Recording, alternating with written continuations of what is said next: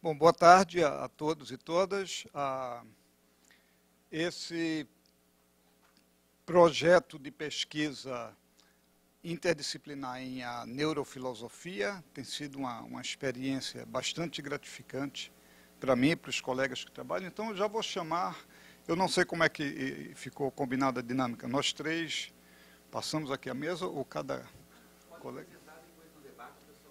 Certo. Então, infelizmente, o professor Jaderson da Costa, que é o diretor do Instituto do Cérebro e a pessoa que realmente deve receber todo o crédito maior pela grande ideia de fomentar esse tipo de pesquisa interdisciplinar, não pôde vir para essa apresentação hoje, mas nós temos a satisfação de contarmos com o professor Alexandre Franco, do PPG de Engenharia Elétrica, e com o professor Augusto Burkweitz, também do PPG em Letras, que são dois colegas que vão apresentar então comigo essa proposta de pesquisa interdisciplinar no INSER.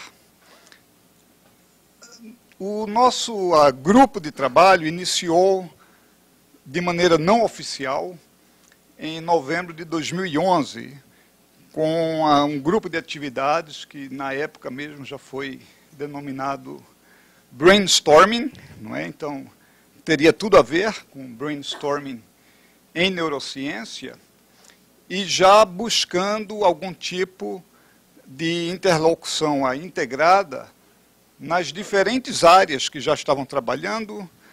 Eu posso dizer que o Alexandre, o Augusto e o professor Jaderson estavam desde o começo com esse grupo e tentando fazer uma interface da neurociência com outras ciências cognitivas, particularmente a linguística, a engenharia eletrônica, a computação e a psicologia.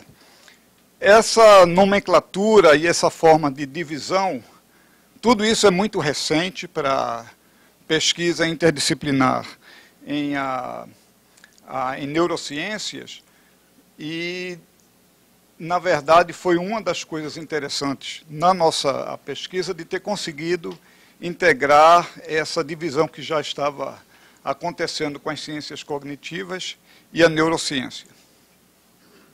Então, inicialmente, a partir de agosto de 2012, nós iniciamos com um grupo de leituras e a pesquisa, a discussão em torno de alguns textos do professor Antônio Damasio.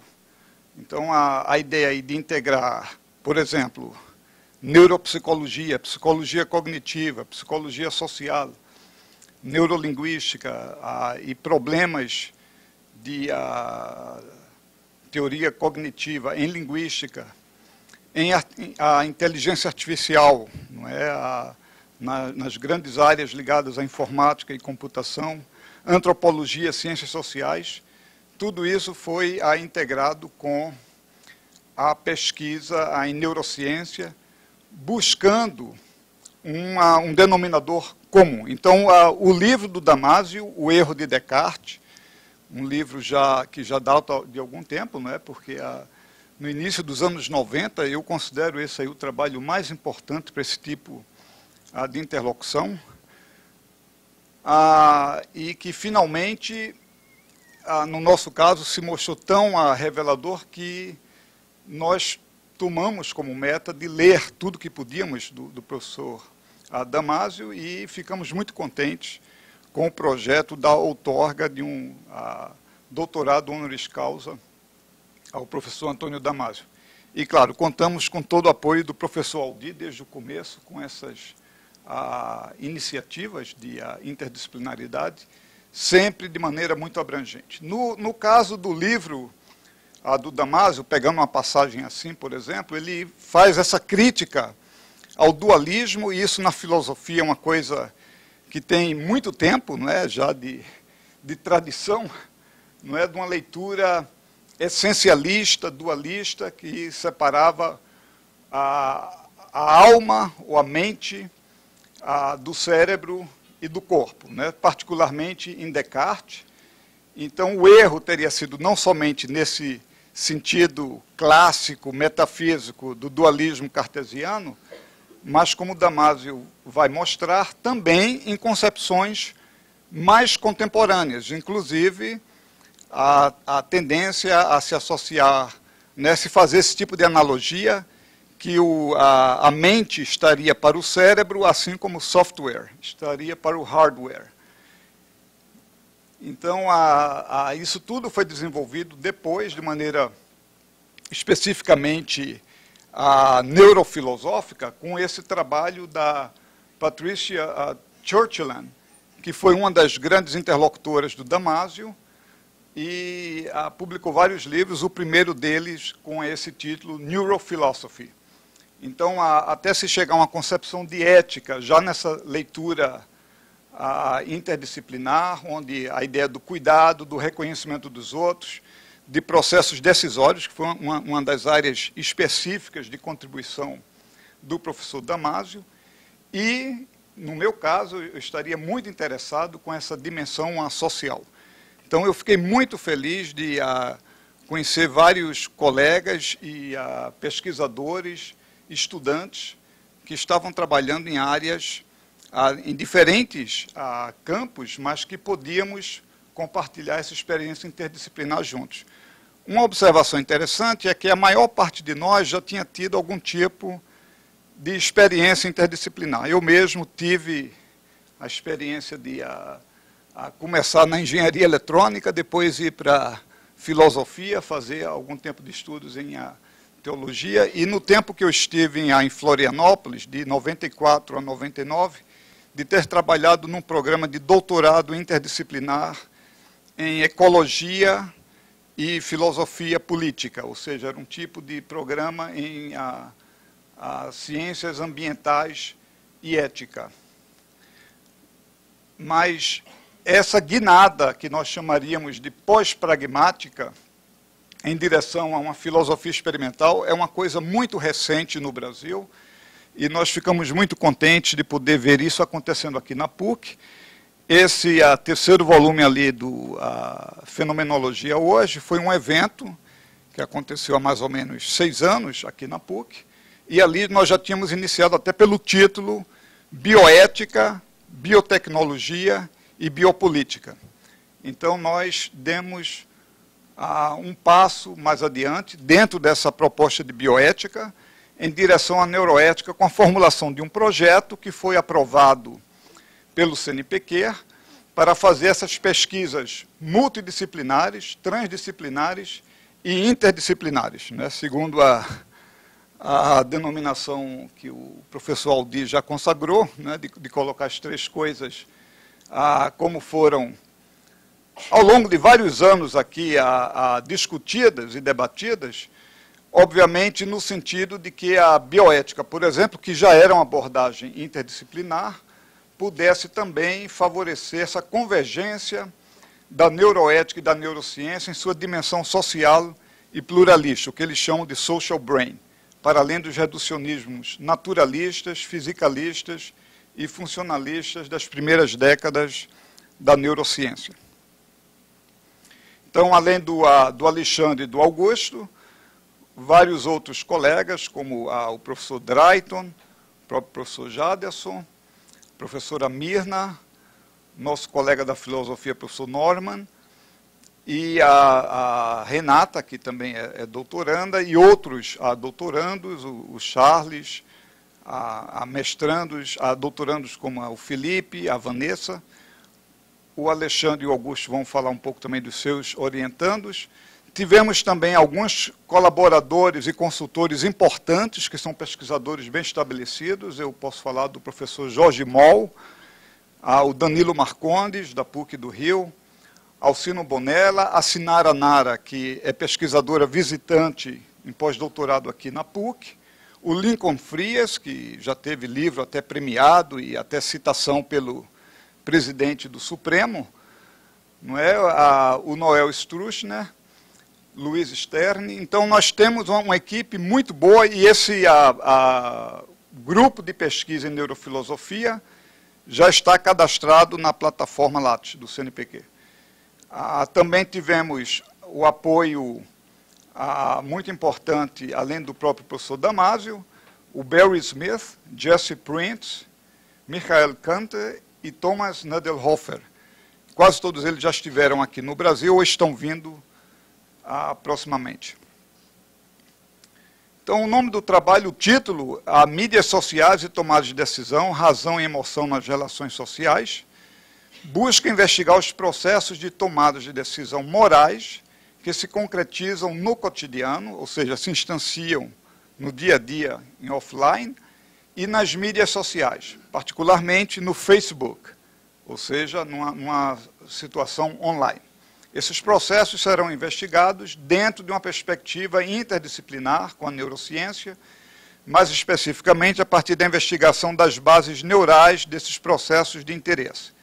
Trata-se, portanto, de um projeto de pesquisa multidisciplinar em ética normativa, bioética, neurociências e filosofia experimental, com particular enfoque em dilemas morais, processos decisórios e problemas normativos. Todos esses problemas são muito complexos, começando mesmo com os dilemas morais. Eu cito aí somente dois dos mais conhecidos, esse dilema da agulha, do switch, não é? Nós temos ali um bondinho, um trolley desgovernado, e o cidadão que está ali com o ponto de interrogação, ele tem a opção de puxar ali aquela agulha, como se traduz em português, e evitar a morte de 5 pessoas que estão amarradas ali no trilho à esquerda, sacrificando a vida de um cidadão ali no trilho da direita. Quando se submeteram a vários sujeitos, pessoas, estudantes, a esse tipo de pesquisa, geralmente, em mais de 80%, 90% dos casos, as pessoas acham que pode sacrificar uma pessoa para salvar 5.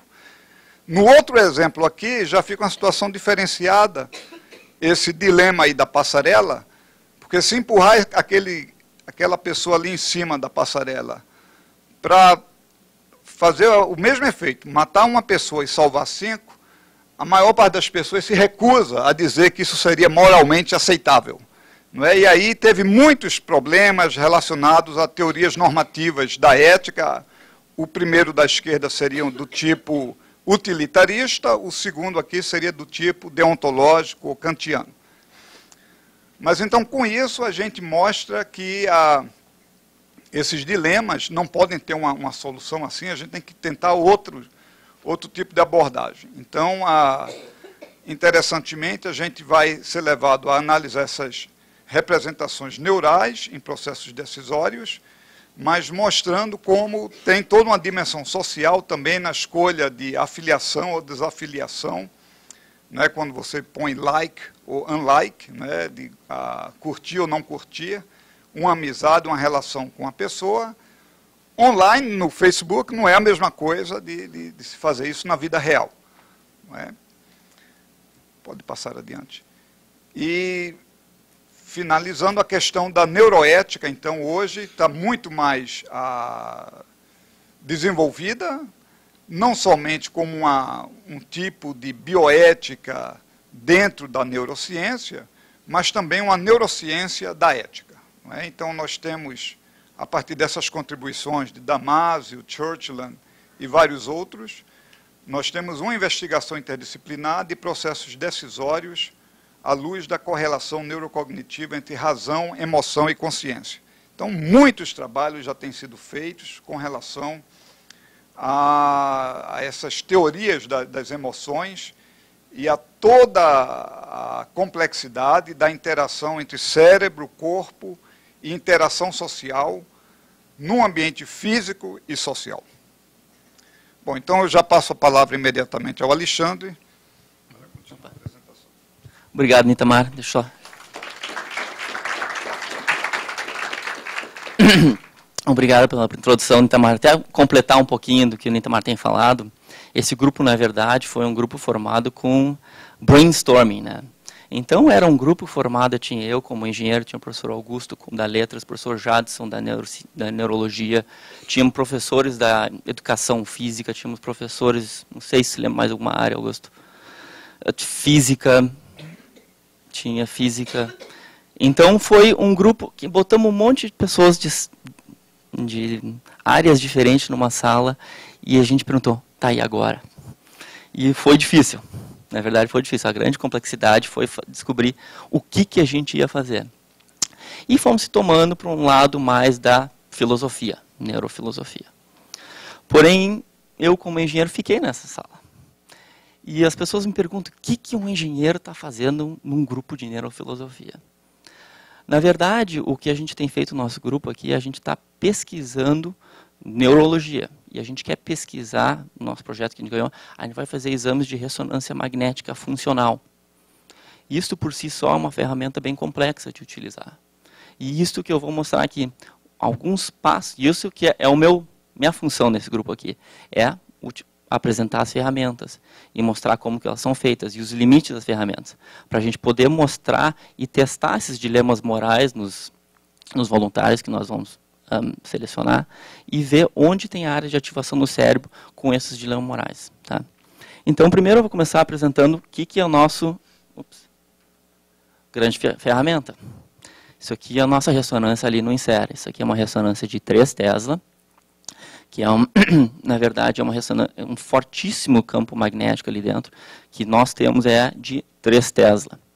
Isso, 3 Tesla corresponde a por volta de 60 mil vezes o campo magnético da Terra. Tá? Então, nós entramos ali, meu crachazinho puxa. Então, é muito divertido isso aí. Em primeiro lugar, é divertido quando tu não entra com uma cadeira ali dentro, né? E daí tu não quer voar uma cadeira. E, na verdade, é um ímã permanente. Apesar de ser uma bobina, isso aqui é uma bobina que corre corrente elétrica em volta. Não sei que todo mundo aqui já passou no vestibular, né? Você se lembra a regra da mão direita na física? Tu bota a mão direita, tu corre corrente elétrica assim, tu tem um alto campo magnético. Então isso é o que a gente tem aqui. Tem uma bobina circulando corrente elétrica, temos alto campo magnético. O que acontece lá? E as moléculas, os átomos do corpo da pessoa que entra lá dentro, começam a se alinhar. E o que a gente faz? A gente lança uma onda eletromagnética nesses átomos e derruba eles, bota eles na direção contrária do campo magnético. E o que a gente faz? A gente usa essa bobina, esse coil receiver, que na verdade recebe o sinal voltando. E a velocidade que o sinal volta é o que identifica os tipos de tecidos. Tá? Então vocês podem ver, isso aqui já é bem física, bem pesada aqui. Tá? Nós estamos muito acostumados, quando a gente vai fazer um exame de ressonância, vamos dizer, de cérebro, nós fazer uma imagem assim. Isso aqui o nosso radiologista vai ver. Essa é uma imagem de 3 dimensões. Podemos fazer uma imagem, isso aqui é uma imagem que chama T1. Tem um outro tipo de imagem que chama T2, pode ser que tu tá querendo identificar outras patologias. Isso só brincando no software a gente consegue fazer diferentes tipos de imagem. Isso é diferente um equipamento de tomografia, que só faz um tipo de imagem. Na ressonância a gente pode brincar com várias coisas. É equivalente à nossa câmera. A gente tivesse uma câmera fotográfica, que ela tira foto normal, tira foto em infravermelho, tira foto de raios gama e até filme. Outra imagem que também dá para fazer, que se chama uma imagem de difusão. Isso, na verdade, a gente está olhando os tractos, os axônios da substância branca que conectam áreas do cérebro. Então, essa é outra coisa. Porém, essas 3 imagens são imagens que a gente chama de 3 dimensões. São imagens estáticas. A gente só vê o cérebro, a estrutura. Não vemos nada além disso. Porém, então, isso nos dá imagens estáticas. Tá? Mas nesse projeto de filosofia, não nos interessa a estática, a gente quer ver a função do cérebro. Então, isso que se chama ressonância magnética funcional. Na verdade, a gente vai fazer um filme do cérebro e nós vamos ver como que o cérebro se comporta quando a gente dá um estímulo, ou a gente pede para alguma pessoa fazer alguma coisa. E como é que a gente dá esses estímulos? O jeito mais comum que nós vamos utilizar nesse projeto é um estímulo visual. A gente vai mostrar um texto, mostrar um dilema para as pessoas e elas têm que ler. Então a gente tem que ter um estímulo visual. As pessoas também podem escutar um estímulo. Então a gente vai ter uns fones de ouvido dentro da ressonância e as pessoas vão escutar textos. E também elas podem responder respostas. Na verdade, a gente até está vendo o projeto vai ser gosta, não gosta, ou de acordo, não é de acordo. Tem 4 opções. isso aqui é a caixinha de botões que a gente tem lá no Insera. Então, a pessoa pode responder até 4 coisas. Mas também podemos ter um joystick, tem muitos experimentos que as pessoas jogam videogame. Então, daí tu vê a função do cérebro. Tá? E o que é o sinal que nós estamos medindo? Tá? Então, até agora a gente disse, olha, como que a gente vai gerar esse sinal, essa atividade cerebral. Mas o que a ressonância, na verdade, mede? Ela não mede diretamente, como se diz, atividade neural. A gente não mede a parte elétrica do neurônio. A gente mede alguma coisa que acontece depois de atividade neural. O neurônio é que nem um músculo. Assim que a gente gasta energia, ele tem que repor energia. E como é que faz isso? Ele aumenta o fluxo sanguíneo na região onde houve gasto de energia. E aumenta o fluxo de sangue oxigenado. Certo? Então, esse aqui foi um experimento de Masson. O que ele fez? Ele deu, no século XIX, ele deu a um voluntário um problema matemático muito difícil e botou numa mesa assim. E quando deu o problema matemático, o que ele percebeu? A mesa começou a inclinar. Por quê? Porque aumentou a quantidade de sangue no cérebro. Porque foi um problema difícil. E isso que nós, na verdade, estamos medindo. A gente está medindo o fluxo do sangue oxigenado numa região do cérebro. E isso, a gente está medindo isso aí, porque isso aí, essa diferença de aumento de fluxo oxigenado, perturba o campo magnético naquela região. Daí que a gente consegue medir o sinal. Tá? Então, isso é um breve resumo, tem muito mais física envolvida nisso aí. Então, vamos fazer, como é que a gente faz um experimento, só para um panorama geral. Vamos dizer que a gente pediu para uma pessoa movimentar a mão. Mexer a mão direita. Depois de mexer a mão direita, tem atividade neural. Se eu mexer a mão direita, no córtex motor esquerdo. Depois disso aí, o que acontece? Nós temos um aumento do fluxo sanguíneo e aumento do fluxo de células oxigenadas. Isso a ressonância vai captar. E nós temos aqui, por exemplo, o sinal captado do córtex motor. Então, neste caso aqui, a gente pediu para a pessoa mexer a mão um pouquinho, parar. Mexer, parar. E vocês estão vendo que o sinal está subindo e descendo aqui. E depois de várias etapas de processamento, a gente tem um mapa de atividade cerebral. Então agora eu vou começar a falar um pouquinho nessas etapas aqui. Então vamos fazer só um experimentozinho, tá? Então vamos pedir, como se fosse a gente pedir para uma pessoa mexer a mão direita por 30 segundos. Ficar apertando, parando, ficar apertando, parando. Para por 30 segundos, depois mexe a mão esquerda. Depois para por 30 segundos, daí mexe as duas mãos. Como é que vai ser o sinal? O que a gente vai ver? Então, e repetir isso aí 3 vezes. Cada mão direita 3 vezes, mão esquerda 3 vezes e duas mãos 3 vezes. Na verdade, a gente vai receber, isso aqui é a imagem da funcional. Na verdade, essa imagem está bem mais feia comparado com a que a gente viu aquela estrutural, né? Não dá para ver muita coisa. Isso é porque essa imagem aqui, ó, essa aqui é a parte inferior do cérebro, nós estamos subindo aqui. Esta imagem aqui demorou 2 segundos para ser feita. Aquela outra imagem estrutural demorou 7 minutos para ser feita. Então, a gente perde a resolução, perde a qualidade da imagem, mas a gente consegue fazer mais rápida a imagem. Então, isso aqui que a gente faz na ressonância funcional é como se a gente tirasse uma foto do cérebro a cada 2 segundos. E a gente faz um filme, essencialmente. Certo? Então, aqui são 4 imagens na linha de tempo. Então, o que depois de fazer a funcional, a gente compõe um negócio que chama voxels. Voxels são pixels de 3 dimensões. Então, cada regiãozinha do cérebro agora vai ter uma atividade, uma linha de tempo com sua atividade. Vai ter seu próprio filme. Então, vamos olhar algumas linhas de tempo. Se a gente pegar uma linha de tempo aqui fora do cérebro, a gente vai ver só ruído.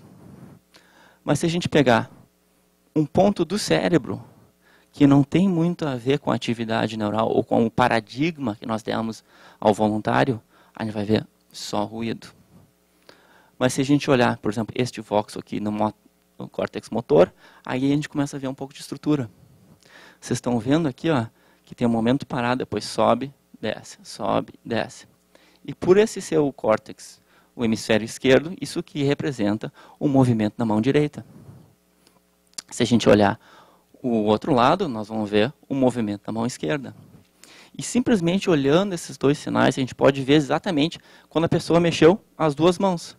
Nesse instante aqui, ó, estão vendo aqui e aqui, os dois córtex estão ativos. Então, foi o momento que a pessoa mexeu as duas mãos. Mas se a gente olhar esta região aqui, é uma região ativa ou não? Sim e não. Na verdade, essa é a área de planejamento motora. Então, se tu olhar aqui, ó, ela tem uns picos de atividade justamente quando tu vai começar a ter atividade em qualquer córtex. Então, é a área de planejamento motora.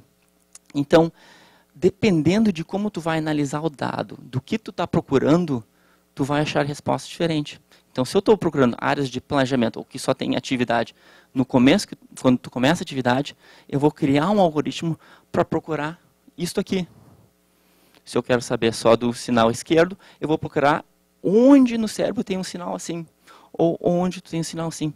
E daí que a gente vai conseguir os mapas de ativação correspondentes, mexer a mão direita, mexer a mão esquerda, ou planejar fazer uma atividade motora. Então, nós temos várias etapas de pré-processamento dos dados. Vocês viram que esses dados são tem bastante rabisco, sobe e desce, isso é ruído. Então, a gente tem muitas etapas para limpar esses dados. Não vou entrar em detalhes, mas aqui só, isso é uma aluna minha, Natácia, que fez esse organograma. Então, isso aqui é processamento de imagens anatômicas, processamento de imagens funcionais, então várias etapas para limpar os dados. Nós temos outro também, um registro de imagens. Então, são etapas para poder juntar a imagem funcional com a de estrutural, para daí tu jogar a imagem funcional, as atividades em cima da imagem estrutural. Depois de fazer todo esse pré-processamento, nós temos uma análise matemática para tentar achar áreas de ativação do cérebro, se chama regressão múltipla. Nós podemos usar regressão múltipla ou algo chamado também desconvolução para achar voxels que estão ativos. Isso é uma análise de uma pessoa só, a gente vai ver a atividade cerebral de uma pessoa só. Depois, a gente vai fazer também cálculos estatísticos para ver a atividade num grupo de pessoas. Infelizmente, a ferramenta de ressonância magnética funcional não é muito confiável ainda. Tem muitos problemas, o sinal não é robusto o suficiente. Então, quando a gente realiza a pesquisa, a gente sempre junta umas 20 pessoas, no mínimo umas 20 pacientes ou 20 voluntários, para tentar garantir que nós temos atividade cerebral naquela região. Então, é aí que a gente usa uma estatística bem pesada para fazer análise de grupo. Não vou entrar em detalhes sobre isso hoje. E daí, no final, nós temos Pretty Pictures. Tá?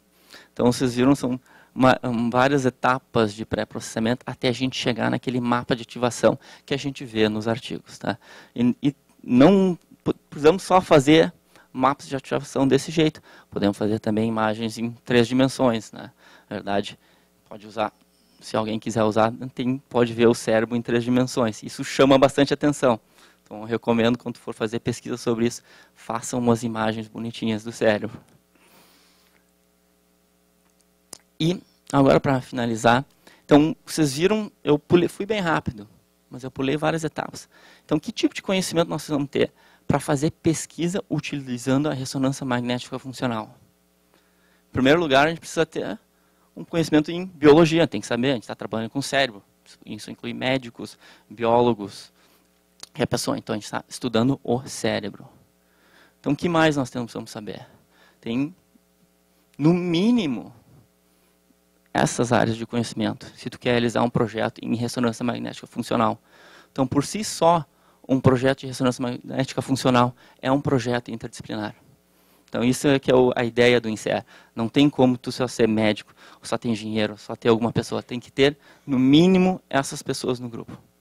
E agora a gente tem o pessoal da filosofia. Né? Antes que eu esqueça, nós temos um curso, a gente vai fazer um curso de ressonância magnética funcional, de como processar os dados, como trabalhar com as imagens, dia 20 de julho, agora pelo curso de extensão. Se alguém tiver interesse, pode me mandar um e-mail que eu te encaminho para onde ir atrás. Certo? Obrigado.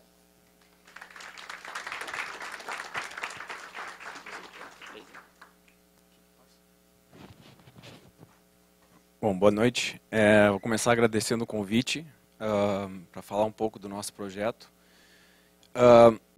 A minha apresentação ela vai ter um toque assim de contar um pouco a nossa história e um pouco do meu trabalho também anterior com neuroimagem, para vocês terem uma ideia aonde a gente quer chegar, né? Como o professor Alexandre e o professor Nitamar já comentaram, em novembro de 2011 a gente começou um grupo de brainstorming.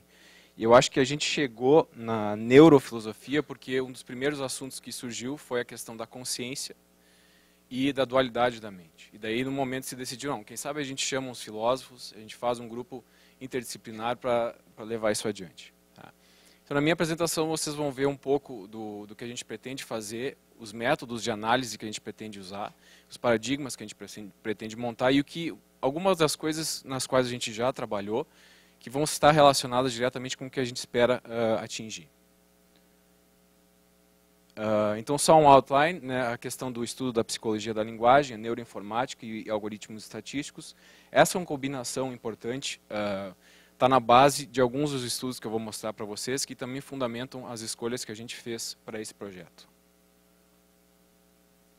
Tem dois princípios que eu sempre gosto de colocar nas minhas apresentações, e esses princípios surgem principalmente com a neuroimagem e desmontam uma ideia de dualidade da mente e modularidade da mente que existia até a década de 70 e 80, de que na verdade agora se sabe assim, pelo menos em termos funcionais, não há mais essa dualidade ou modularidade, o cérebro não se divide em módulos, ele funciona como uma rede ou como uma equipe, como o professor Palmini gosta de falar muito, e quando um jogador dessa equipe se lesiona ou precisa de ajuda, mais um jogador entra na jogada. Ou seja, há um recrutamento dinâmico de áreas. Tá?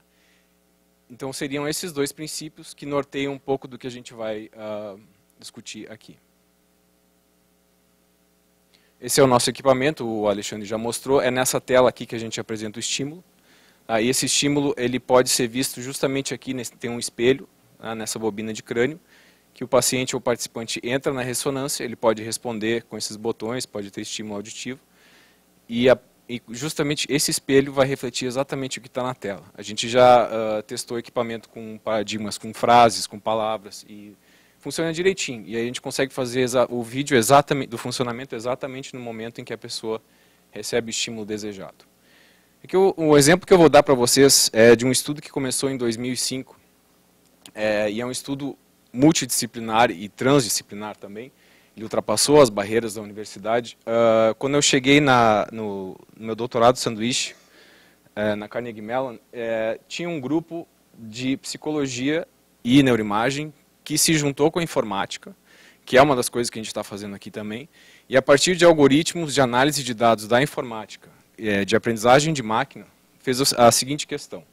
Será que a gente consegue identificar o conteúdo do pensamento, do que uma pessoa está pensando, com base na atividade neural de outra pessoa, ou de um outro grupo de pessoas, ou seja, uma espécie de leitura da mente.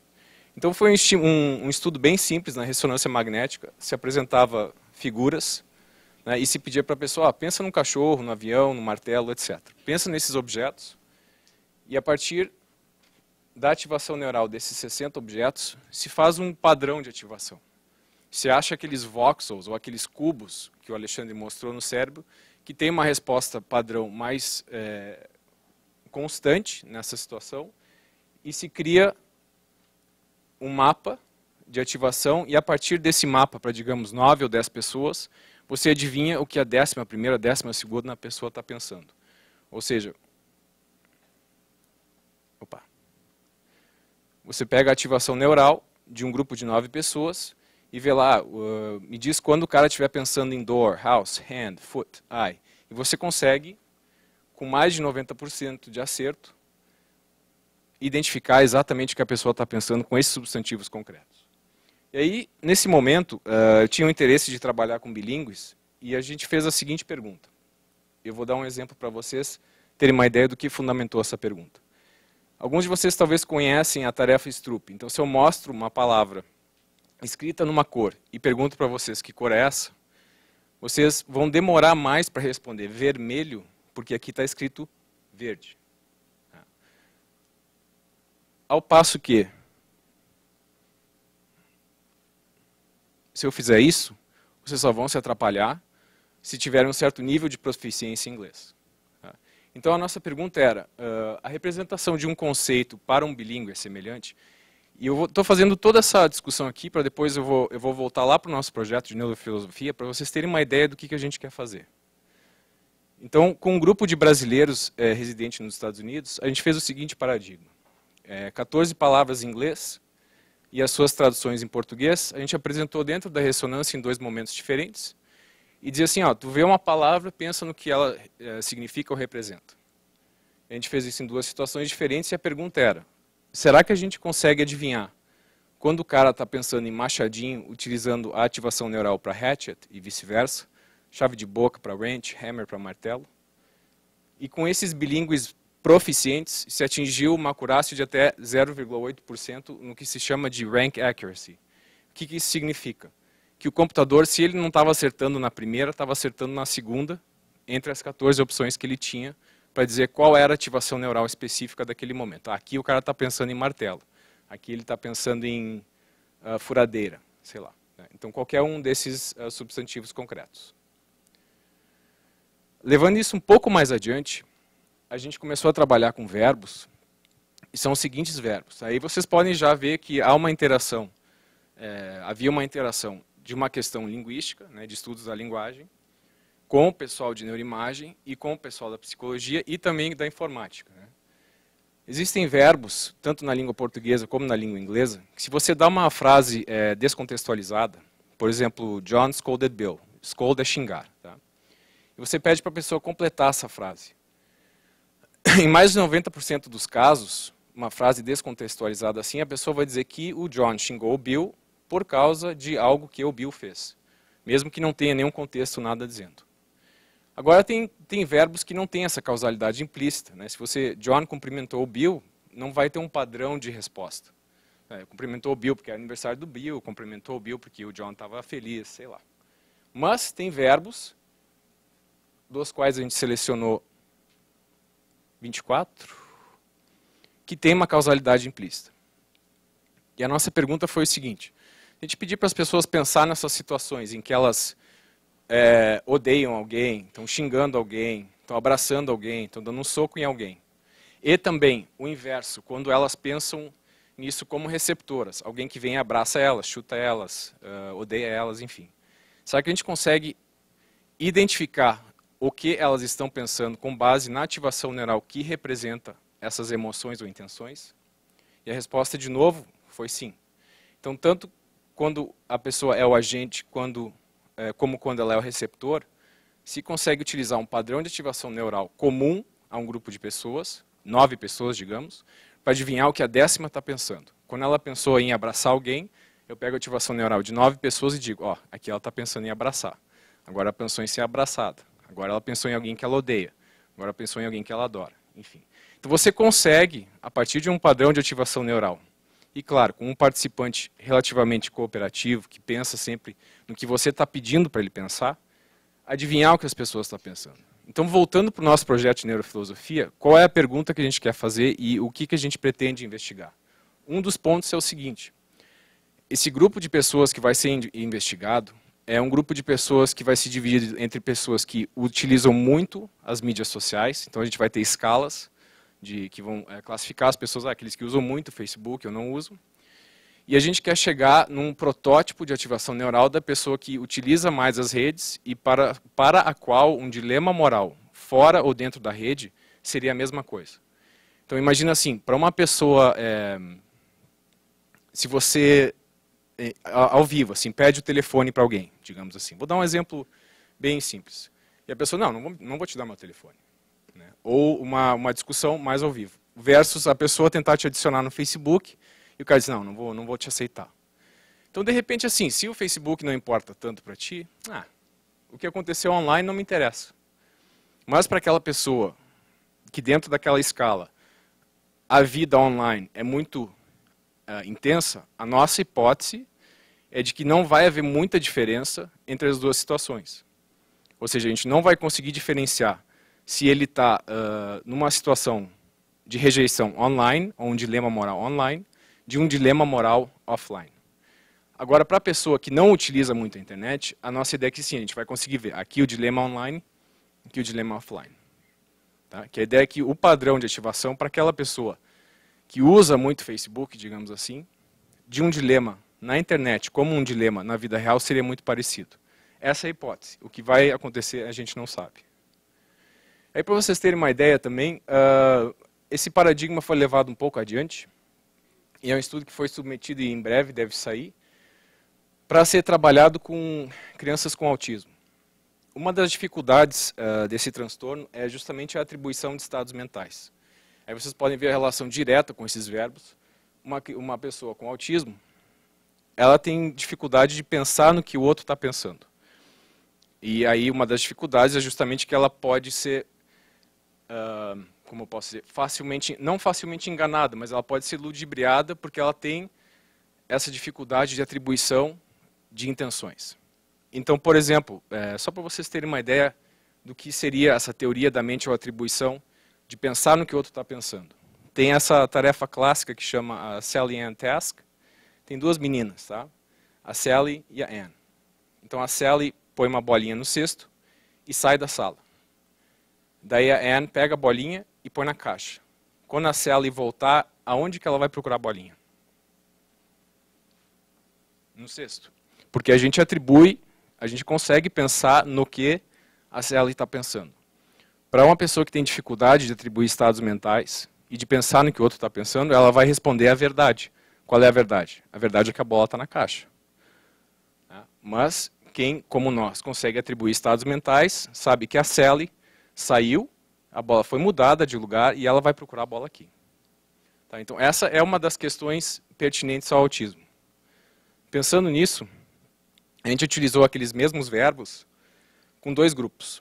Um grupo controle e um grupo autista. E se pedia para eles, pensa nessas situações, alguém que você gosta, alguém que você odeia. Então são situações em que as pessoas têm que atribuir alguma emoção e algum estado mental a outro. Por exemplo, por que uma pessoa vai te dar um soco? Você tem que imaginar, ele vai me dar um soco porque ele está bravo comigo, enfim. Então fizemos os dois grupos na ressonância. E o interessante foi o seguinte, a gente consegue identificar o que um controle está pensando, ler a mente, digamos assim, de um paciente controle, com base somente na ativação do grupo controle. Quando se pega o padrão de ativação do grupo de autistas, a gente não consegue identificar o controle e nem vice-versa. A gente consegue só fazer uma leitura da mente dentro do grupo. Ou seja, o que isso nos indica? Que há entre os autistas, entre esse grupo clínico, um padrão diferente de ativação neural para aquelas situações de interação. Tá? E, especificamente, esse padrão está numa região do cérebro importante para situações de atribuição de self. Então, se você mostra figuras de pessoas famosas e pergunta o quanto você não se relaciona, mas assim, quanto você gosta ou desgosta dessa pessoa. E mostra lá um jogador do time oposto, mostra um presidente que a gente não gosta, mostra uma figura, afiliação, né? Mostra, sei lá, o Adolf Hitler, nossa pessoa. Então, essa região do cérebro, o córtex posterior cingulado, ela é importante para essa situação em que você tem que pensar em você mesmo e o quanto você se afilia ou não com outra pessoa. Então, houve uma subativação entre os autistas justamente nessa região, que é importante para a atribuição do self, que você tem que pensar em você mesmo em relação a outros. Então vocês podem ver que aí a neuroimagem funcional começa a ajudar a entender o mecanismo ou a representação biológica do problema do autista ou de qualquer outro grupo clínico. Você pode extrapolar isso para vários outros problemas. Aqui é só uma outra questão, vou passar brevemente, mas ela mostra a importância do quanto até onde a gente pode levar a pesquisa com a neuroimagem. Essa ativação neural nessa região posterior do cérebro no grupo de autistas, isso aqui é a imagem do grupo todo, tá? Então houve uma variabilidade individual. Essa variabilidade individual se correlacionou positivamente com o score desses participantes autistas numa tarefa de memória para faces. Então a gente apresenta vários rostos e depois reapresenta alguns outros rostos misturados com rostos que eles já viram e eles têm que decidir quais que eles viram e quais que eles não viram. Os autistas que tiveram um desempenho melhor nessa situação também tiveram mais ativação naquela região de representação de self. Então você pode ver como situações offline, né, você pode ter escalas de uso de internet que podem se correlacionar com desempenho e medidas neurais que a gente coleta. E só para finalizar, esse aqui acho que é o favorito do Nitamar, foi um dos últimos estudos que a gente fez antes de eu retornar para o Brasil, que a gente trabalhou com palavras, substantivos mais, assim, que não fossem concretos, né? Então as categorias semânticas seriam emoção, física, política e social, né? Então tinha palavras como liberdade, força, alegria, ódio, enfim. Então fizemos o mesmo estudo de conseguir identificar o que uma pessoa está pensando, mas aí tem um nível de análise ainda mais interessante, que a gente também pretende fazer aqui, que é a análise de componente principal. O que essa análise faz? Ela agrupa ativação neural pertinente a uma palavra, por exemplo, com a ativação neural de outras palavras que têm ativação semelhante a ela. Então, claro, aqui ó, esse é um exemplo bem simples. Você tem as ferramentas, então quanto mais próximo uma palavra da outra, mais semelhante a ativação neural entre as duas. Então você pode pegar um grupo de palavras ou de situações, ou por exemplo, os nossos dilemas online e offline, e perguntar para esse algoritmo quais são as palavras que mais se agrupam. E de repente você vai ver que para uma pessoa que utiliza muito a internet, a ativação neural da situação online e offline vai se agrupar mais do que para aquela que não utiliza. E o que esse agrupamento indica? Que aquela ativação neural é mais semelhante. Vou dar um exemplo um pouco mais ilustrativo e interessante. Esse é um agrupamento de um outro estudo. Então a gente pegou participantes completamente diferentes e agrupou palavras concretas e palavras mais abstratas. Então tem dois clusters interessantes. Vocês podem ver a palavra liberdade. A ativação neural para liberdade é muito semelhante à ativação neural para árvore, vento e rio. Então até surge uma questão filosófica. E a nossa representação de mundo de um substantivo abstrato está relacionado com, é muito parecido com a ativação neural de coisas concretas como o vento e o rio. E esse aqui é um dos meus clusters favoritos, né, onde aparece honestidade e bondade, aparece o professor e o médico. O advogado, não sei o que ele está fazendo aqui, né, ele tá perdido. Né. Acho que ele é a valência oposta aí. Né. Mas aí tem democracia, tirania, honestidade. Né. Então, o que foi feito aqui? Se pegou um participante, dois participantes de dois estudos diferentes, e se analisou a ativação neural deles para essas palavras, e se agrupou as palavras de acordo com a semelhança da ativação neural relacionada a elas. Então vocês imaginem o tipo de informação que sai daqui. A partir da biologia, você diz, olha, não, existe uma semelhança da maneira como a gente pensa a liberdade com o vento, com o rio, com árvores, e faz sentido. Mesmo quando a gente pensa em substantivos abstratos, se eu perguntar assim, o que é a democracia para vocês? Alguma representação vem à mente, da pessoa ir votar, né, de um horário eleitoral que a gente odeia, enfim, alguma coisa. Então sempre tem uma representação concreta ou uma corporificação daquela representação, daquele conceito mais abstrato. Pelo menos biologicamente isso fica bem claro. E era isso.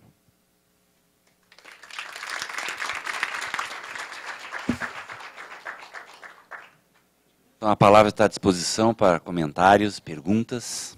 Falando sempre ao microfone, porque eu esqueci de cumprimentar os nossos telespectadores, porque está havendo a transmissão online, ao vivo também.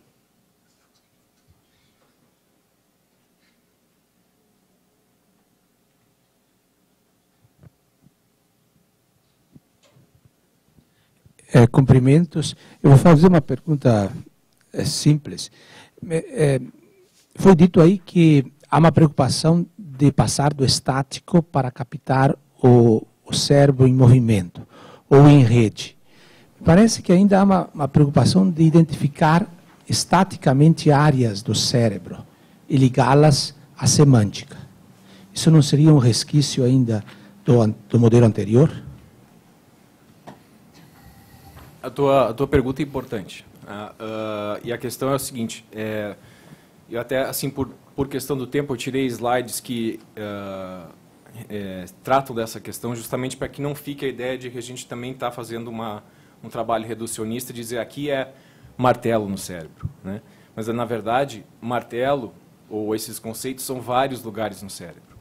A gente chega a identificar o que uma pessoa está pensando a partir de um conjunto de pixels ou de locais no cérebro que estão ativos de uma maneira constante relacionadas àquele conceito.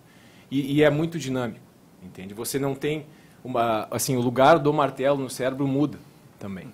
Então não é importante a sua pergunta porque pode parecer reducionista, mas aqueles voxels estáveis que a gente usa, aqueles locais no cérebro que a gente usa para identificar o que a pessoa está pensando, eles mudam. Eles mudam com experiência.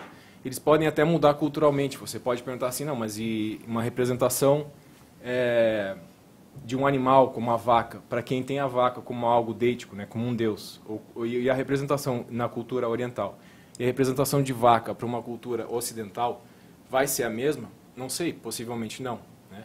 E então, justamente a questão é essa, é uma rede de lugares no cérebro que representam martelo, casa, ou qualquer outro conceito, seja ele abstrato ou concreto.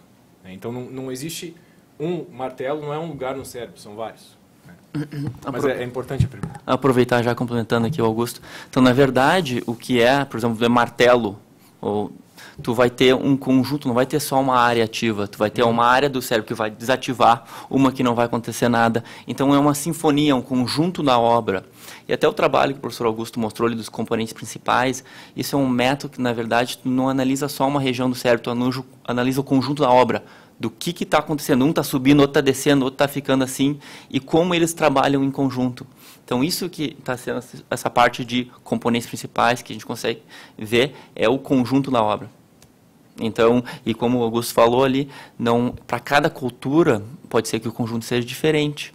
Para cada pessoa pode ser diferente. Então, chegar num ponto, até se dizer, vamos fazer leitura da mente, eu digo, olha, nem tanto. Por exemplo, a gente tem a capacidade, por exemplo, ali diferenciar um martelo de um gato.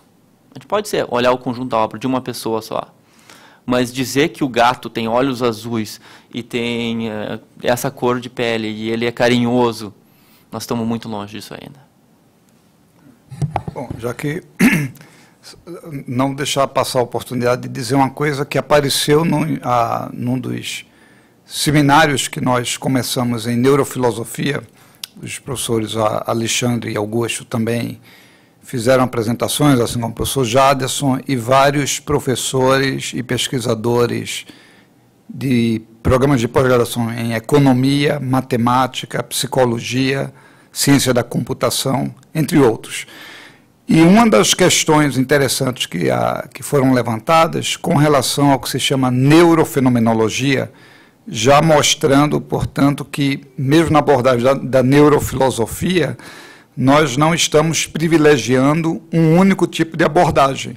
E como Augusto disse com muita propriedade, a razão pela qual nós nos interessamos tanto pelo trabalho do Damasio, justamente porque ele não é reducionista. E na neurofenomenologia também surgiu exatamente isso, a ideia de que não é uma abordagem estática, mas é ao mesmo tempo generativa, não é? E genética. Então, quer dizer, tem uma ideia de movimento, sobretudo nesse sentido que o Augusto e o Alexandre falaram agora, que é o sentido da dinâmica sociocultural. Eu só queria dizer, é interessante que se você pudesse olhar a ativação neural de diferentes participantes, pode descer, vai descendo, desce um pouquinho mais para cima. O segundo slide de cima, esse. Então aqui você tem esse é o padrão do grupo, mas se você pudesse olhar a ativação neural dos 9 ou 10 participantes desse estudo, você vai ver que para cada um é diferente, para cada palavra. O que você usa é o que é comum a todos. Então, claro que a minha representação de mundo é diferente da sua, a minha experiência é diferente da sua, e isso faz com que a minha representação biológica também seja diferente, mas apesar dessa idiosincrasia, existe uma semelhança, principalmente, né, para substantivos concretos ou abstratos, que permite identificar, quando tu pensa em democracia, em martelo, em avião, sei lá, utilizando a minha ativação neural. Então, apesar dessas idiosincrasias, dessas diferenças que elas existem e que mostram que, né, o martelo não é um lugar no cérebro, são vários, a gente consegue identificar com um certo nível de acerto o que a pessoa está pensando. Mas, é claro, isso funciona muito também porque o participante aqui é muito colaborativo, né? Se eu disser para você pensar em martelo, você pensar em cadeira, e eu tenho que usar a ativação neural de outra pessoa para saber o que tu está pensando, eu não vou adivinhar. Eu vou errar sempre. Então, depende disso também. Professor Augusto. Aqui. Oi. Só um comentário. A pesquisa com representação de palavras abstratas ou conceitos abstratos corrobora a teoria Lakofiana e de Lakoff e Johnson, né, das metáforas conceptuais. Então, isso de associar um conceito abstrato com um conceito concreto é uma metáfora conceptual. Né? E algumas metáforas conceptuais, como essa da liberdade, né, ela é muito associada com a experiência, e a experiência, às vezes, potencialmente universal, porque é corporificada. Sim. Então, só um comentário que agora, e a parte da categorização, né, da aproximação desses conceitos, tem muito a ver com o que Roche dizia, e tem feito experimentos sobre isso. Né? Eu tenho estudado isso e me interessa bastante. Até o Itamar, quando a gente discutiu pela primeira vez, ele comentou, né, da representação de liberdade, enfim, até na filosofia tem essas questões também de... Não sei se exatamente. O Augusto, quando a primeira vez que eu vi essa apresentação dele, me chamou a atenção que o Hobbes, Thomas Hobbes, por exemplo, no século XVII, usou essa metáfora do rio que corre livremente.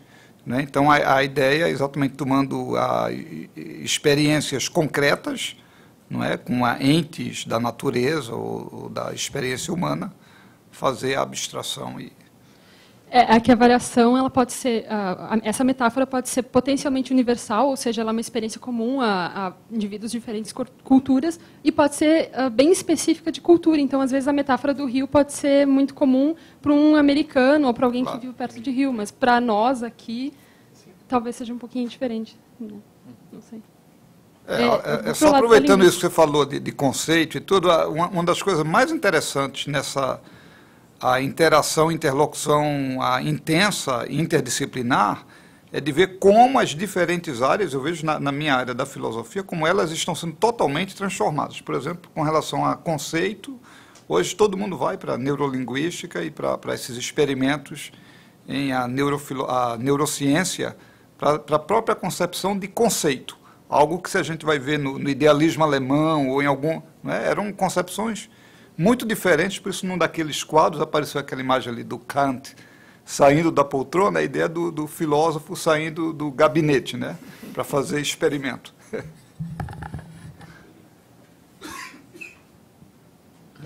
Eu achei assim, primeiro eu gostei de parabenizá-los, né, pela apresentação, achei bem interessante. Eu só, assim, um questionamento, uma pergunta, né, que eu me fiz quando eu vi a abordagem de vocês, com relação aos quadros, eu queria saber se vocês avaliaram dentro desse contexto, por exemplo, a relação memória. Porque, assim, se você mencionar, por exemplo, o gato, né, está relacionado com uma palavra, né, aí aquelas pessoas que têm o afeto relacionado ao gato pode ter uma resposta diferente daquelas que têm aversão a gatos, né?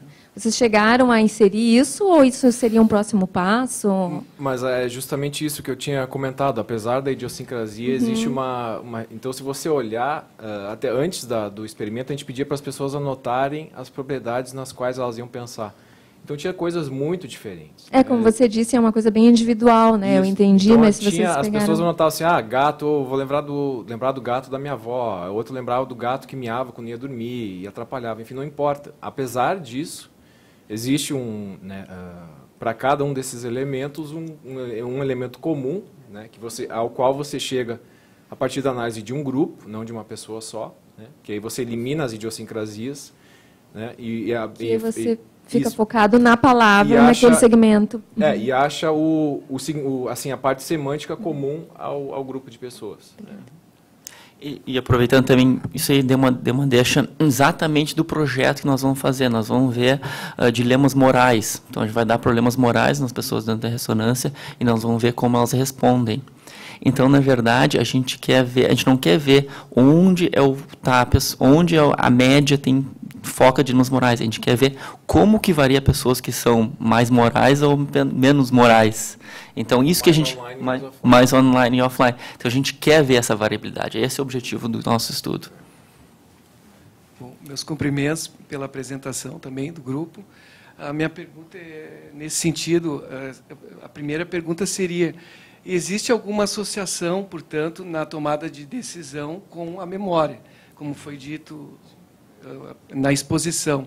E já que a pesquisa trata de tomada de decisões morais, como que o grupo vai considerar uma decisão moral correta? Quais são os critérios para se chegar a essa conclusão? Na verdade, até no paradigma que a gente está montando, não tem essa avaliação de correto ou não. A gente vai fazer um perfil do participante, no qual, antes de entrar na ressonância, ele responde a diversas perguntas sobre questões, dilemas do dia a dia, enfim, o que ele pensa sobre casamento interracial, casamento homossexual, várias questões polêmicas, né?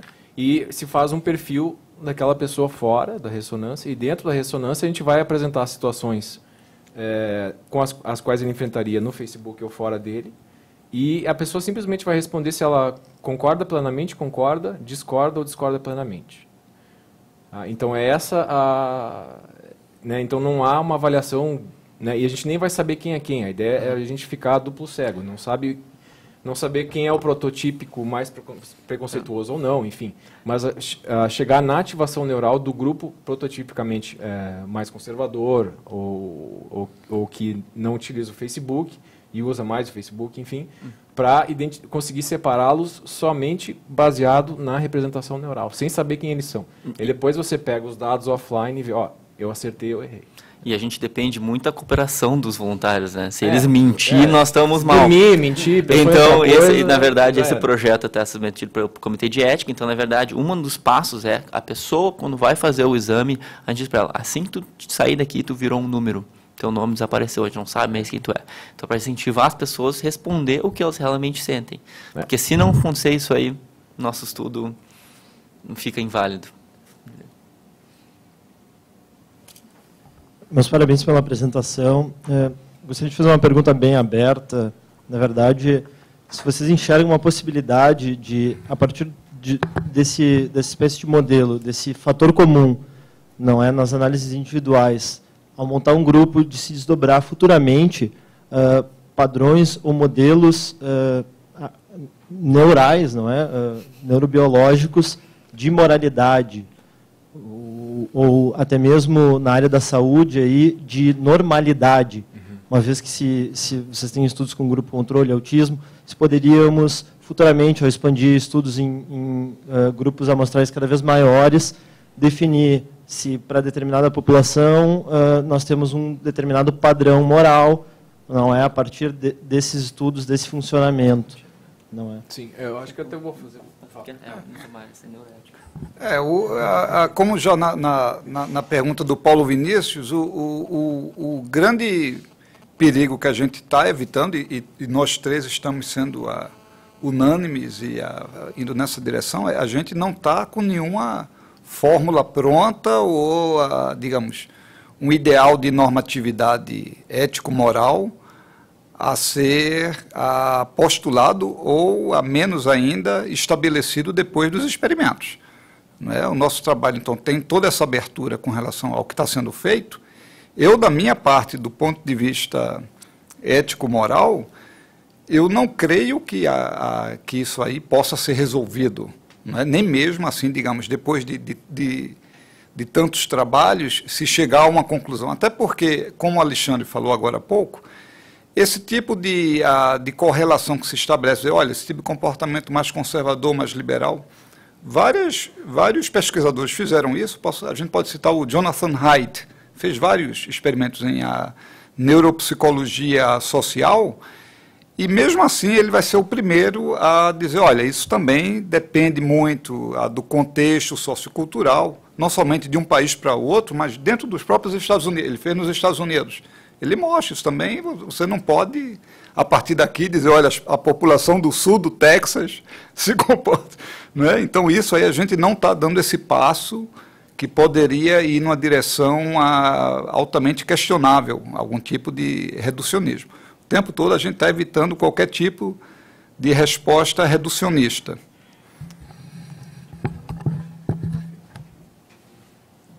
Posso perguntar? Eu li numa das lâminas sobre, eu acho que na primeira apresentação, sobre a questão dos grupos, e me chamou a atenção a questão dos grupos dos protetores de animais. E a minha área é linguística, e eu leio blogs e leio comentários, é uma prática, né? Então, eu leio esses comentários sobre quando acontecem coisas com animais, né, os comentários das pessoas. Eu também sou protetora, mas me chama a atenção o nível de agressividade que a gente vê nesses comentários. São bem intensos, né? E a minha pergunta é, será que nós conseguimos reproduzir offline o que é dito online? Porque online me parece que a autoria fica um pouco difusa, escondida, e essa autoria, então, essa não autoria me permite um nível de agressividade muito alto, né? A gente lê coisas horríveis nesses comentários, e me parece que o offline, essa pessoa, talvez ela não reproduzisse certas coisas que ela se permite online. E como é que poderia ser tratado isso? Porque ali nós temos um problema, né? Mas é essa a nossa pergunta, justamente, né? Que a hipótese de que quanto mais a pessoa interage online, mais para ela essa situação se assemelha a uma situação offline.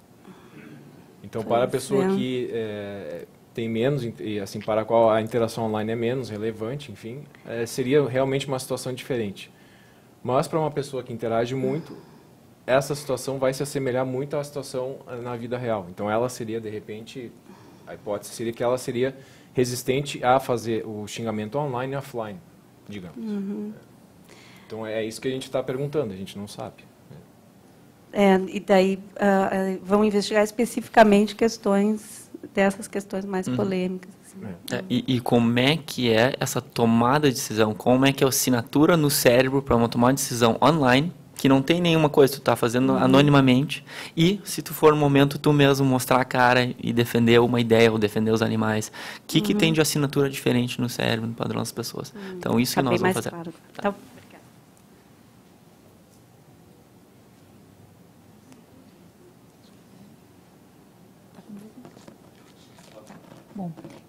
Bom, também queria cumprimentar a mesa pelo instigante debate. Eu acho que é um tema super importante, né? A gente também está pegando uma carona um pouco no projeto Acerta com o Augusto pela educação, e para nós isso é super relevante, a gente poder também participar desse diálogo.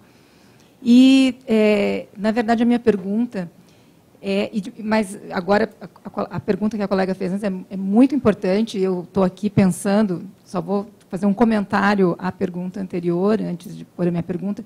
Eu acho que vale a pena também pensar manter uma outra hipótese, uma contra-hipótese aberta, que é a possibilidade de, mesmo quem usa muito o Facebook, ter padrões diferentes na interação presencial e na interação via Facebook. Exato. A gente não Essa sabe. seria a outra hipótese, mas, enfim, né, vamos ver o que vai aparecer. Eu fiquei pensando até como uma postura vigilante contra o meu próprio reducionismo. Eu sou psicóloga de formação e, enfim, trabalho com pesquisa social. A gente poderia... Eu fico imaginando, né, quando vocês vão contando que, por exemplo, testes psicológicos na área da psicologia social, que trabalham com associação de ideias, e que também vão chegar em núcleos semânticos, a gente pode fazer todo um trabalho também semelhante, numa linha paralela, talvez, ao que vocês descrevem, usando uma metodologia sem imagem neurológica, sem a neuroimagem. mesmo a questão dos dilemas morais, né? Tem experimentos em psicologia social e mesmo testes psicológicos que chegam a explorar, né? Inclusive testes de personalidade que têm recursos, né, para explorar, por exemplo, essa área, né, da postura moral. Então, eu fico pensando como é que vocês veem, né, esse paralelismo. Se, para vocês que estão fazendo pesquisa, né, em neurociências, trata-se, de fato, de compreender, quer dizer, seriam investigações, de fato, paralelas, mas com a entrada desse elemento que é muito inovador, que é a neuroimagem, então compreender a dinâmica cerebral que está subjacente a essa produção, né, digamos, a essa formação, digamos, de uma postura moral, que seria para a psicologia da personalidade um dado de personalidade estruturante, né, de uma psicodinâmica, ou, por exemplo, num teste de associação de ideias, também para efeito de pesquisa de significados, né, esse recurso seria, então, né, digamos, dentro de uma outra metodologia.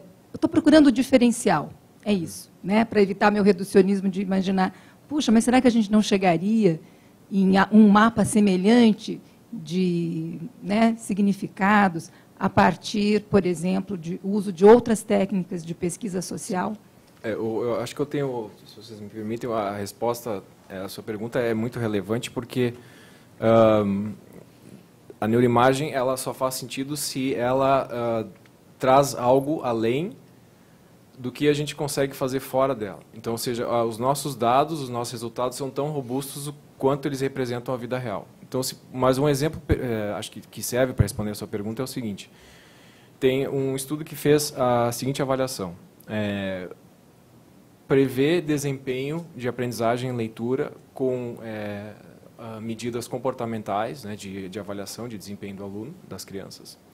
Prevê o desempenho do aluno só com a atividade neural e fazer um modelo preditor combinando os dois. O modelo que teve mais sucesso na previsão daquela criança que vai ter sucesso na aprendizagem de leitura era o combinatório. Então, ele se atingiu um nível de acerto com desempenho, tem questões, fatores preditores em avaliações, tem fatores neurais preditores, mas quando você combina os dois índices, e é isso, até você mencionou o projeto Acerta, que é o nosso projeto de transtornos de aprendizagem, que também é um projeto multidisciplinar, e também no qual o pessoal da informática vai nos ajudar a fazer esse modelo preditor que combina medidas de sala de aula e do INEP, né, da Provinha Brasil, enfim, com medidas psicológicas e neurais. Para depois se fazer o caminho de volta e dizer assim, olha, a criança que está com um desempenho desfavorável nessas situações, a gente já sabe por A mais B mais C, que também com base na atividade neural, que provavelmente essa criança que vai ter dificuldade de aprender a ler. Enfim. Então, a combinação ela é sempre mais valiosa do que ela separada. Não, isso está perfeito. Acho que até a gente ganha precisão dos autistas, né, ali. Claro, né, aquela imagem é muito eloquente, né, sim, dos autistas. Quer dizer, a gente ganha precisão no diagnóstico, isso, não é isso? Obrigada. E sempre estou completando aqui o Augusto, mas, por exemplo, não adianta nada a gente simplesmente ver as pessoas dentro da ressonância sem ter essas avaliações psicológicas fora da ressonância. A maioria do trabalho que nós vamos fazer vai ser uma correlação, a gente vai bater as imagens com a biologia para depois formar, ver como que a biologia está representando para a gente voltar. Por exemplo, eu já trabalhei num projeto muito grandioso estudar depressão. A gente não pode dizer que uma pessoa está tendo um Hamilton score de Hamilton de depressivo a partir da neuroimagem. Não, a gente viu quanto mais depressivo, quanto mais está alterado o cérebro da pessoa para depois voltar. Então, sem essa avaliação fora da ressonância, nós não fazemos nada dentro da ressonância. Obrigada. Uma perguntinha só, é prévia a pergunta de fato. Se pode dizer que substantivos são amontoados ou conjugações de adjetivos? Porque parece ser que quando a gente pensa em alguma coisa... Mas o substantivo vem antes, né? Parece ser que quando a gente pensa em alguma coisa, a gente não pensa a coisa por ela em si, senão que a gente pensa as qualidades dela. Sim. Se pode dizer acho que a ideia é que a nossa representação, ela é, em geral, corporificada. Né? Acho que é isso. Você não pensa o copo só o copo, né, solto no mundo. Você pensa o copo como um instrumento que eu utilizo para beber. Né? Enfim, sim. Então, toda a nossa representação, seja ela de conceitos abstratos ou concretos, ela é, de certa maneira, corporificada. E um acréscimo importante que a neuroimagem faz aí é que ela começa a ir contra não sei se, mas ela começa a ser um pouco antagônica a ideias, por exemplo, para quem conhece a educação, o Piaget, que dizia que primeiro nós temos um conceito corporificado, a criança desenvolve os conceitos de mundo tocando, enfim, com a parte sensorial, e depois, quando adulta, ela abandona isso para conceitos mais abstratos. Só que, assim, pelo menos em termos de biologia, as partes sensoriais e motoras do cérebro, elas são importantes para conceitos abstratos como conceitos concretos. E a gente não abandona essa corporificação. A gente não abandona essa questão. Isso não é uma evolução, né? O ser humano, ele mantém, pelo menos em termos biológicos, a ideia de representar o mundo em relação a ele mesmo. Né? Então, enfim, eu não sei se eu devia ter tocado. A questão, de fato, eu tive lendo há um tempo atrás a teoria do Chomsky do geracionismo da linguagem. E ali ele chegou um momento que ele parou a questão num certo mecanismo gerador do idioma, da linguagem, da ele é bastante modular, né? Então ele trabalha com a ideia de módulos, enfim. Sim. Em termos da biologia, isso não faz muito sentido, digamos assim. Mas quando a gente vê a evolução da pessoa desde o feto e adiante, a gente vê que os aparelhos de comunicação com o mundo, eles vão se desenvolvendo no tempo, conforme o seu tempo, né? Cada um no seu tempo. E que aos 6 meses de gestação, quase todo o aparelho proprioceptivo está completo, ele está receptor de informações. E me apareceu na minha cabeça que, quem sabe, acontecesse com as crianças, quando em formação, que elas, desenvolvendo esse aparelho, elas começassem a, recebendo essa informação, e tirar conclusões, não, obviamente, conclusões racionais, né? Não é desse jeito, mas que elas fizessem uma figura, né, dentro da cabeça, assim, dizendo assim para elas, assim, a cada ação corresponde uma reação, ou um estímulo provoca uma causa, coisas assim desse jeito. E esta correspondência de esperar de um estímulo uma causa poderia ser mais ou menos a primeira frase do idioma. Poderia ser o porquê de eu posso me comunicar contigo. Eu espero que alguma coisa que tu diga tenha algum significado a partir desta situação inicial. E essa coisa cozinha dentro da minha panela aqui, e eu não sei o que fazer com isso, então eu pergunto. Assim, uma coisa que eu posso te dizer é que uma das questões preditoras de aprendizagem, por exemplo, da leitura, é a criança para a qual se lê histórias desde que ela é pequenininha e já escuta. Se você trabalhar esses sons da linguagem lendo histórias, mesmo que ela não esteja entendendo toda a história, isso já é um fator protetivo e preditor de aprendizagem da leitura, por exemplo. Sim, mas observa que isso que eu estou dizendo mais ou menos é como que justificar a existência da curiosidade, por exemplo. Eu não sei. Aí eu, Itamar. Chama o Itamar. Bom, vamos viajar na maionese, né? Então, o departamento de filosofia está ali. Não, uma coisa interessante para esse tipo de pergunta, até ontem a professora Renata Vieira, da Ciência da Computação, fez uma excelente apresentação sobre o uso de substantivos, né, nouns, quando se fazem essas tag clouds, né, essas nuvens de conceitos, de rótulos, etc. Para a teoria de conceitos, na maneira mais tradicional na filosofia, era se pensar em universais. Não é? Então, quando você põe liberdade, justiça, você tem a ideia como se fosse substantivo, mas isso tende a ser uma leitura essencialista. Com a leitura mais crítica dessa teoria essencialista, a ideia de se usar propriedades, né, ou aí seriam como adjetivos, coisas justas, não é, constituições justas, relações justas, etc., seria já a partir de uma crítica a esse tipo de modelo platônico, não é, E eu acho que é exatamente a partir dessas críticas à concepção de modularidade em Chomsky, que toda a filosofia da linguagem procura acompanhar esses desenvolvimentos na neurociência. Então, dificilmente vai se tentar definir uma ideia de conceito de uma maneira substancialista, que vai favorecer... Observe ali que naquela figurinha preferida por ti, ali, naquela mancha da liberdade, estão 3 objetos ali dentro. Sim. Compreende? Então, pode ser que é isso aí, eu não consigo terminar a ideia em si, porque eu não tenho dados para isso, né? Mas está aí. Eu fiquei pensando aqui, junto com o último evento aqui do Fórum de Interdisciplinaridades, onde o professor falou muito sobre a sociedade de controle, né? E eu acho assim, claro, não estou querendo levantar um problema que tem uma questão ética aí na pesquisa, não é isso, porque toda invenção científica vai depender do uso que se faz dela, né? É claro que a forma como se produz aquilo tem, né, um destinatário, alguém que pagou aquela pesquisa, e etc., todo um campo de interesses e tudo. Mas quando você me fala que com 90% de precisão pode-se prever o que uma pessoa está pensando, né? Tudo bem que o outro colega relativizou, olha, nós estamos muito longe de identificar sentenças mais complexas, ele é etc. bem cético. Né? Mas eu fico pensando o seguinte... Eu toco nas ferramentas, tá?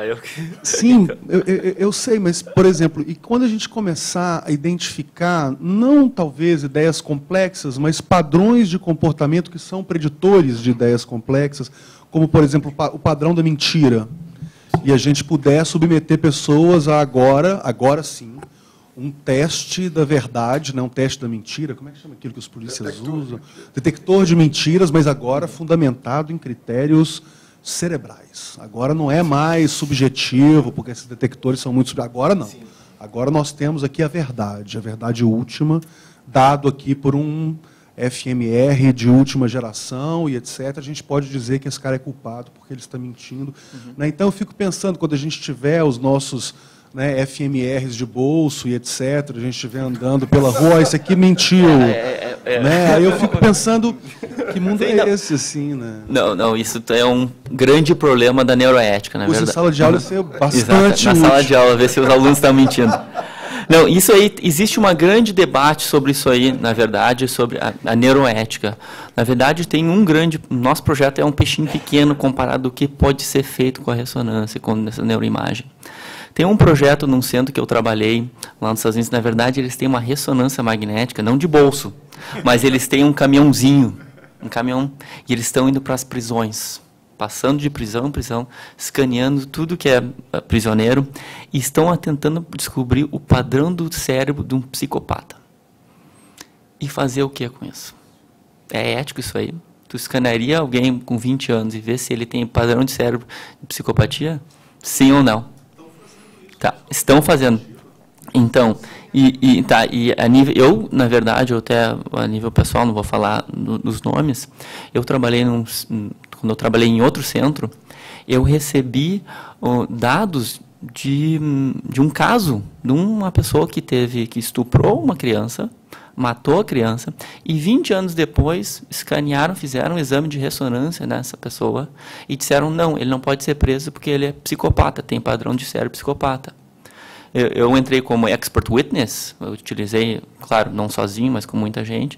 A gente olhou os dados e disse, olha, não tem nada científico que pode comprovar isso. Esses dados tinham que ser retirados do caso, porque não está comprovado cientificamente. O meu medo é que estamos a caminho disso. E o que fazer com isso, não sei. Isso é um sério problema da neuroética, especialmente está olhando se alguém tem psicopatia, se alguém é psicopata. O que tu faz? Isso aí veio aquele filme lá, o Minority Report, né? Tu já deu uma causa para alguém, alguma coisa que tu não pode provar, né? Então, eu acho que é outro debate de interdisciplinaridade. Nós estamos encerrando, então eu gostaria de saber, mais alguém quer fazer alguma pergunta? Porque nós temos uma pergunta do colega ali, que já tinha pedido antes, depois o Eduardo. Não? Mais alguém gostaria? Nós vamos aí fechar as inscrições e vamos... Eu gostaria apenas de acrescentar algo. certo? Meu nome é Jonathan, sou da enfermagem, venho com alguns colegas. Alguns estiveram aqui na palestra do professor Palmini, e ele falou uma coisa que é fantástica, que encaixa direto na dúvida do companheiro ali em cima. Ele disse que muitas das coisas que nós vemos hoje são ligadas a coisas que nós já vimos no passado, e isso dá uma interpretação totalmente, não digo totalmente, mas de certa forma única para aquilo. E é como eu estava comentando com o colega agora há pouco. Quando se fala em copo, eu penso em copo quebrado, em copo cheio, em copo com água. O copo me lembra vinho, que eu estava contando para a colega que me lembra Jesus Cristo, que me lembra igreja. Então, quer dizer que eu junto um monte de emoções que eu já tive no passado, e um monte de ideias, as quais vêm me ligando a vida inteira. E é por isso que, de certa forma, eu consigo olhar para um copo, e eu vou pensar na imagem copo, mas isso vai me lembrar tantas outras coisas, que aí é que está a grande dificuldade deles de encontrar exatamente o que é o copo dentro do cérebro, no momento em que eu vou me lembrar de tantas outras coisas que me lembram o copo. E isso vai perfeitamente na história de plasticidade cerebral. Na verdade, o que acontece no nosso cérebro em formação de conexões sinápticas? Praticamente, desde que a gente está dentro da nossa mãe até a gente chegar aos 2 anos, nosso cérebro está se conectando. A partir dos 2, 3 anos até os 17 anos, nós começamos a fazer isso que chama synaptic pruning. Tu vai cortando, podando, poda sináptica, exatamente. Então tu vai criando esses padrões, é onde tu vai criando esses, como a gente disse na funcional, uma coisa subindo, outra descendo, essas redes. Isso é tudo baseado em experiências que tu tem. Isso não para a partir dos 17, é só acelerado, esse processo é muito acelerado dos 3, 4 até os 17, mas depois ainda tem em pequena escala para o resto da vida. Mas tem muitos estudos dizendo que como uma pessoa vai se caracterizar, como vai se comportar, é baseado nessa idade crucial. Ok, então vamos agradecer imensamente aos nossos palestrantes da noite de hoje, e especialmente ao Nitamar, que teve uma iniciativa de propor um interessantíssimo debate de hoje. Agradecer a todos os presentes e desejar um feliz feriado. Muito obrigado, boa noite.